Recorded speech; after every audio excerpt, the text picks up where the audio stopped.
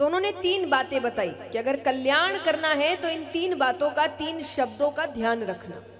देखिए, उन्होंने तो भगवान के लिए कहा, और जब आप चीजों को समझने की कोशिश करते हैं तो भगवान का ज्ञान आपको जिंदगी में भी आगे बढ़ने के लिए मदद करता है। तो आप कोई भी क्षेत्र उठाइए, ये 3 शब्द आपको सफल बना देंगे, आपके काम में भी, रिश्तों, हर जगह। तो सबसे पहला शब्द है श्रवण, सुनना। सुनना जरूरी है। अब भगवान के क्षेत्र में कहे तो कथा सुनना। ग्रहण कब करोगे? जब सुनोगे। तो कथा सुननी पड़ेगी, भजन सुनने पड़ेंगे, कथाएं सुननी पड़ेगी। लेकिन दूसरे क्षेत्र में कहे तो ये भी सुनना पड़ेगा। आज हर व्यक्ति बोलने में लगा है, कोई किसी को सुनना पसंद। आप किसी को एक ज्ञान की बात बताइए, वो 4 और बताएंगे। कोई सुनने को तैयार नहीं। मुझे लगता है समय ऐसा आ रहा है कि आज सिर्फ कथा ही सुन रहे लोग, बाकी तो बोलना ही बोलना है सबको। कथा ही बची है जहां पे बैठ के सुन रहे हैं थोड़ी देर। लेकिन सुनना जरूरी है। सबको सुनिए, सबके पास कुछ ना कुछ है बताने को। आप किसी के अगर पास बैठ रहे हो, वो कुछ बोलने की कोशिश कर रहा है, तो अपनी 10 बात सामने रखने की कोशिश मत करिए, उसको सुनिए। मैं हमेशा कहती हूं कि बोलोगे तो वही जो पता है, पर अगर सुनने की कोशिश करोगे तो शायद वो पता चल जाए जो कभी नहीं पता। इसलिए सुनना जरूरी है। अब कई बार लोग कहते हैं कि हर किसी को थोड़ी सुनेंगे, हमें जो समझदार, हर किसी को सुनो, ज्ञानी को भी सुनो, मूर्ख को भी सुनो। कारण है, क्योंकि ज्ञानी को सुनने से पता चलेगा क्या करना चाहिए, और मूर्ख को सुनने से पता चलेगा क्या नहीं करना चाहिए। दोनों ही जरूरी है ना। क्या करना चाहिए तो सबको पता होता है, कई बार क्या नहीं करना चाहिए ये नहीं पता, तो कल को हम ही मूर्खों वाली हरकतें कर रहे हो। इसलिए दोनों को सुनो। तो सबसे पहला लक्षण है, कारण है ना, भगवान ने 2 कान 1 मुंह दिए हैं। 2 कान का मतलब है ज्यादा सुनो। अगर ज्यादा बुलवाना होता भगवान 2 मुंह देते, और भगवान ने 2 कान दिए हैं कि बोलो कम, सुनो ज्यादा। अब दूसरा है श्रवण के बाद चिंतन। ये सबसे सुंदर चीज है। देखिए, मैं हमेशा कहती हूं, सनातन धर्म आपको आंख पर पट्टी बांधना नहीं सिखाता, अंधविश्वास नहीं सिखाता। सनातन धर्म जिज्ञासा सिखाता है, प्रश्न करना सिखाता है, सच ढूंढना सिखाता है। आपके अधिकतर शास्त्र प्रश्नों से शुरू हो रहे हैं। प्रश्न क्या है? जिज्ञासा है। आंख बंद करके विश्वास नहीं कर रहे, प्रश्न कर रहे हैं। और इसका सबसे सुंदर उदाहरण है, यहां कितने हैं जिन्होंने गीता जी पढ़ी है? हाथ उठाना।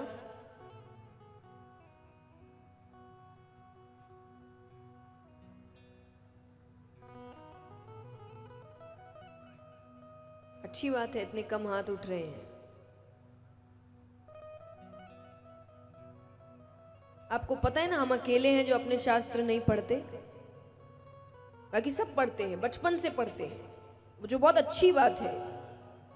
हम अकेले हैं जो नहीं पढ़ते, और घर में सबके होगी। बस रखेंगे, हाथ जोड़ेंगे। एक निवेदन है, इन 7 दिनों में अगर आपको मेरी कही कोई भी बात भी अच्छी लगे, कथा थोड़ी भी अच्छी लगे, तो पहला काम अगर आप कुछ कर सकते हैं तो जाकर गीता जी पढ़िए। सबसे निवेदन है, ठीक है? चलिए, पढ़ा नहीं, पता तो होगा उसमें क्या है। क्या है? सर इलाव खा लिया, बताइए गीता जी में क्या है?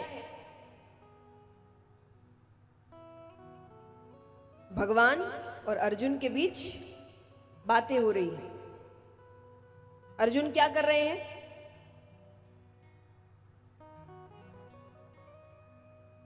अर्जुन सुन नहीं, भगवान उपदेश दे रहे, अर्जुन क्या कर रहे हैं?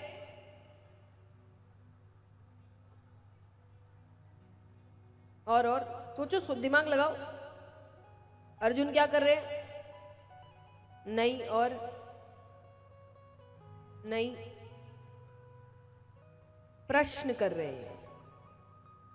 सिर्फ भगवान की बात होती और अर्जुन चुपचाप सुन रहे होते तो कुछ ही पन्नों में गीता जी खत्म हो गई होती। अर्जुन प्रश्न कर रहे हैं। अब देखिए सुंदरता, देखिए हम दूसरों से बात करते हैं कि इससे प्रश्न करना चाहिए कि नहीं, उससे अर्जुन के सामने कौन खड़े हैं? भगवान। पता है उनको कि मेरे सामने भगवान खड़े हैं, उनसे तो प्रश्न करना बनता ही नहीं है। वो तो जो बोले कर देना चाहिए, पर अर्जुन उनसे भी प्रश्न कर रहे हैं कि ये क्यों, ऐसा है तो ऐसा क्यों, ये कह रहे हो तो वो कैसे। और भगवान मुस्कुरा के सब चीज का उत्तर दे रहे। भगवान उनसे एक बार भी ये नहीं कह रहे कि मुझसे प्रश्न कर रहा है, जबान लड़ा रहा है। भगवान ये सब नहीं कर रहे, भगवान उत्तर दे रहे हैं। क्योंकि आपका धर्म आपको आंख पर पट्टी बांधना नहीं सिखाता कि जो बोल रहे हैं वो चुपचाप प्रश्न करो, अपनी जिज्ञासा सामने रखो। उसी को कहते चिंतन, कि जो बताया जा रहा है उसको आंख पर पट्टी बांध के विश्वास नहीं करना है, चिंतन करना है। क्या बताया गया, क्यों बताया गया, क्या सही है, क्या गलत है, क्या मेरे जिंदगी पर उपयोगी है, इसको तो चिंतन। इसीलिए तो दिमाग दिया है भगवान ने। भगवान कहते हैं मैंने सबको दिमाग दिया कि तुम इसका इस्तेमाल करो। और जो पहले होता है हमेशा अगर वही होता तो भगवान इतने अवतार थोड़ी लेते। भगवान ने अलग अलग अवतार लिए, क्यों? क्योंकि हर समय कुछ ना कुछ नया होना चाहिए। श्री राम जब आए थे तब मर्यादा की जरूरत थी, तो वो मर्यादा पुरुषोत्तम बन के आए कि मर्यादा के अंदर रहकर काम करेंगे। जब श्री कृष्ण आए उनको समझ में आ गया कि मर्यादा में रहते कैसे, तो सिखा दिया, पर अब कुछ और सिखाने की जरूरत है। कहते हैं ना कि श्री कृष्ण और श्री राम में अंतर क्या है, ये बहुत सुंदर रूप से बताया गया है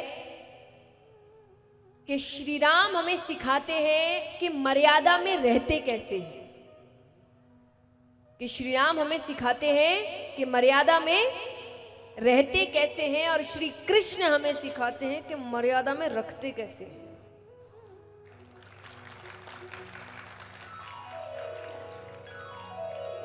श्री राम कहते हैं तुम कितने ही बुरे बन जाओ मैं अच्छा ही रहूंगा। श्री कृष्ण कहते हैं तुम जैसे मैं उसका डबल। तुम अच्छे तो मैं डबल अच्छा, तुम बुरे तो मैं तुमसे ज्यादा बुरा। तो जैसे जैसे जिस समय की मांग थी भगवान ने वैसा अवतार लिया है। तो इसके पीछे सीख क्या है कि जब जिस चीज की जरूरत हो वैसा बदलाव होना चाहिए। वो बदलाव कौन लाएगा? आप लाएंगे। कैसे लाएंगे? चिंतन करके लाएंगे। बस जो होता है वही आंख पर पट्टी बांध के काम करते रहोगे तो कहां से बदलाव आएगा? तो चिंतन करना पड़ेगा। तो दूसरा लक्षण है चिंतन, और तीसरा है मनन। अब सुन लिया, चिंतन के बाद समझ लिया कि क्या करना है, अब उसको करना भी तो पड़ेगा। सार समझ में आ गया कि सच बोलना है, पर सच बोलना भी तो पड़ेगा, बदलाव तो तभी आएगा। तो मनन यानी उस सार को अपने जीवन में उतार लो, तब जाकर कल्याण होगा।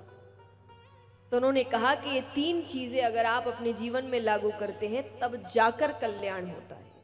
देखिए सत्संग में ताली का बहुत महत्व है, इसीलिए आप कोई भी सत्संग में जाइए, कथा है, कीर्तन है, आपको बार बार ताली बजाने को कहा जाता है, जोर दिया जाता है। अब कई बार लोग होते जो झुंझला उठते हैं कि क्या बार बार ताली ताली बजा रहे हैं। ताली आपको भगवान की ओर करीब लेकर आती है। देखिए कई चीजें हैं जिससे ताली से आपको फायदा होता है। सबसे पहली चीज है अहंकार खत्म होता है।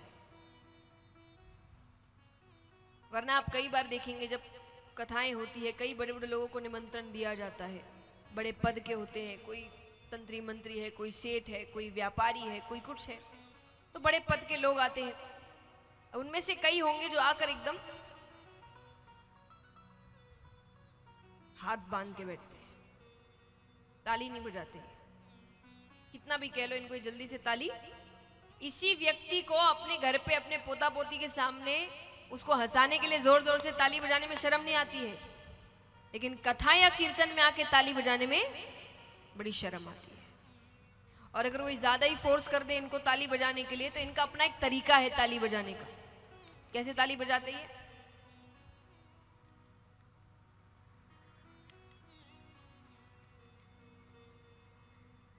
इससे अच्छा तो ना बजाओ। तो ये क्या है? अहंकार। कि यहां आने के बाद भी व्यक्ति ये सोच रहा है मैं कौन हूं। तो ताली आपको इस अहंकार से दूर करती है और भगवान की ओर करीब लाती है। दूसरा फायदा क्या है ताली का? भगवान के करीब लाने में। दूसरा फायदा है कि जब कथा चलती है ना, तो काफी देर तक आपको बातें सुननी है, ज्ञान है, तो व्यक्ति थोड़ी थोड़ी देर में आलस आई जाते, एक दो झपकी लगी जाती है। तो इसलिए कहा जाता है कि जब बीच में भजन आए तो इतने अच्छे से ताली बजाओ कि आपके शरीर में एक ऊर्जा पैदा हो और जो आपको काफी देर तक आलस से दूर रखे। तो आलस से भी भगाती है ताली। तीसरा है, अब कई बार आपके आसपास ही ऐसे जीव जंतु बैठ जाते हैं जो खुद तो कथा सुनते नहीं, दूसरे को भी सुनने नहीं देते। हर थोड़ी देर में सुपारी ले, सौंफ ले, पानी ले, कहां से आए? इनकी अपनी कथा चल रही है।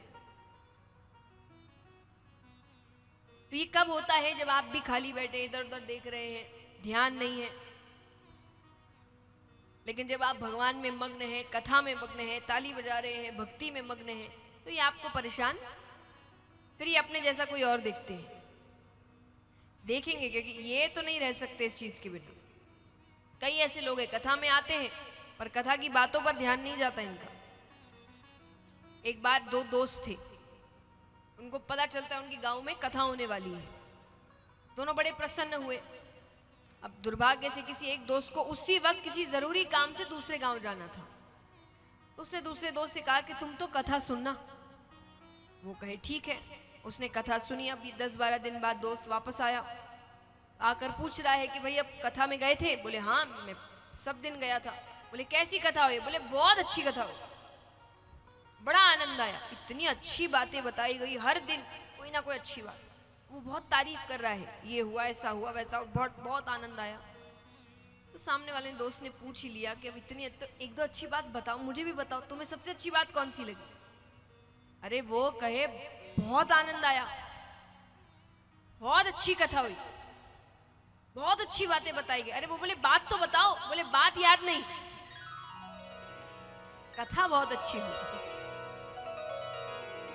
तो फिर कहां से अच्छी हुई आपके लिए? सिर्फ यही वही बात है कि सुनना, उठना, कपड़े झाड़ कर चले जाना, तो फिर क्या फायदा ऐसी कथा का? सुनना नहीं सुनना एक बराबर हुआ कि आपको कुछ याद ही नहीं। तो वो इसीलिए कि यहां पर भी कथा पर ध्यान देने की बजाय व्यक्ति का ध्यान अपने आस पड़ोस में है। ये क्या कर रहा है, वो क्या कर रहा है, कौन आया, जब तक वो आया नहीं वो बैठ ना जाए उसको ही देखो। तो ताली इन चीजों से आपको मुक्त करती है, भगवान की ओर करीब लेकर आती है। इसीलिए जितना हो सके सत्संग में उतनी ताली बजाए।